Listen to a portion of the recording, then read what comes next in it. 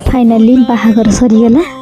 तो जय जगन्नाथ सांग मैंने वेलकम कर नूतन ब्लॉग को। तो प्रीवियस ब्लॉग रे आपण मैंने देखी जे आम वेलकम करने पुक जाइलु। तो जेहेतु राति अधिका हो जाता तो तांकर से बैंड बाजा किसी बजे ना बंद कर देते। तो ये दुई भाई टेकी टेकी आनिकी स्टेज बसैदे। मुझे गोटे रिल सुट करी जोटा 50 सेकेंड सरीवा कथा था से कैमेरा वाला मत 10 मिनट लगेदेला। तो फाइनाली आम रिल भी सुट होगा। देन सब मैरेज रिचुअल स्टार्ट है। आ गोटे जिन लक्ष्य करेंगे पुओ को पाद को देखूँ से आड़े से चप्पल ही यूज करेंगे बाहागर अलग किसी चप्पल लगे।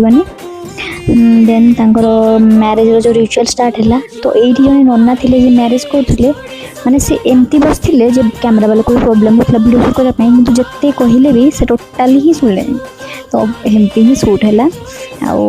देन मैरेज सरला जो बरणमालार शूटा था बाकी तो सहीटा को से रिक्रिएट करते। देन से फोटो शूट करते खावा दौले।